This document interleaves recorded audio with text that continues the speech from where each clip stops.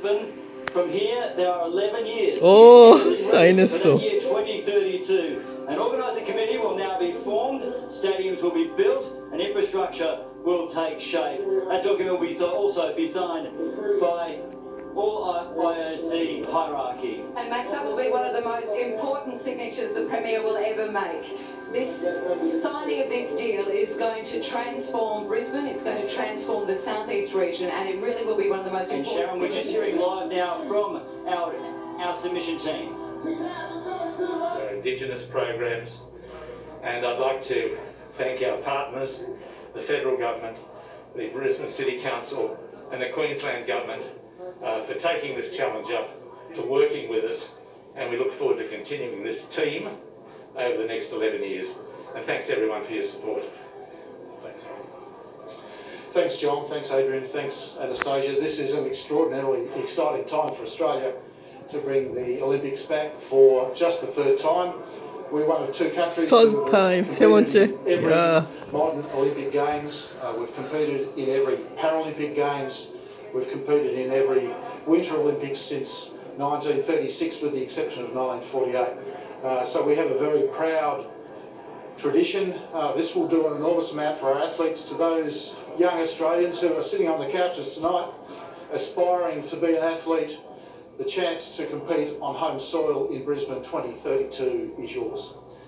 So this is a huge night for Australia, a huge opportunity, and it's been wonderful to be part of a team, the state government, the Brisbane City Council and the South East Council of Mayors, the Australian Olympic movement and the Paralympic movement to bring together this bid tonight. It is hugely exciting and a lot of work to do now between now and 32, but so much for us all to look forward to.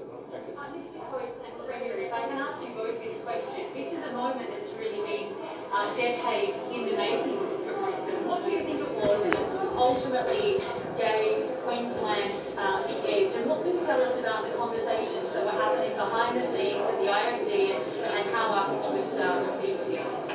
I'll let John go into a bit more detail, but I think that from the outset it was definitely the cooperation of all three levels of government that stood out for the IOC, that here you can see all levels of government prepared to put everything aside and put the interests of the city, the state and the nation above everything else.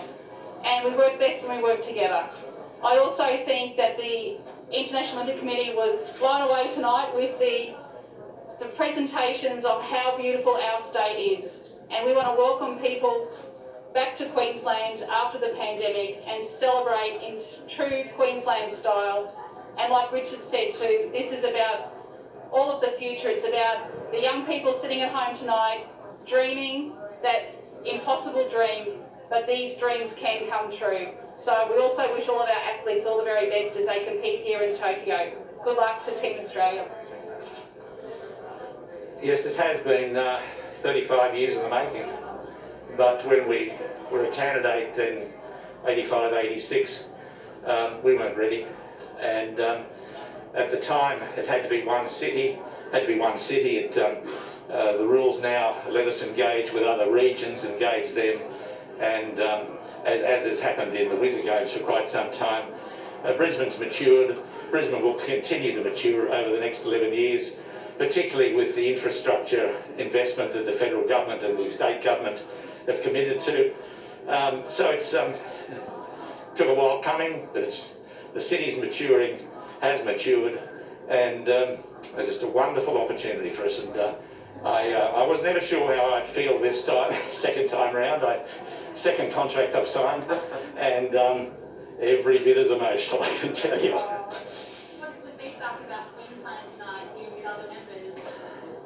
Oh, I could tell as we made the presentation that we were resonating, there's no doubt about it. We resonated with the Future Host Commission. Their report was so positive on us.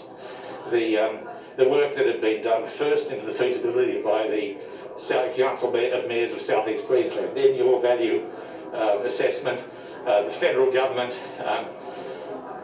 a lot of work went into this. It just wasn't this presentation. A lot of work with the international federations on nailing the master planning, get the venues in the right places.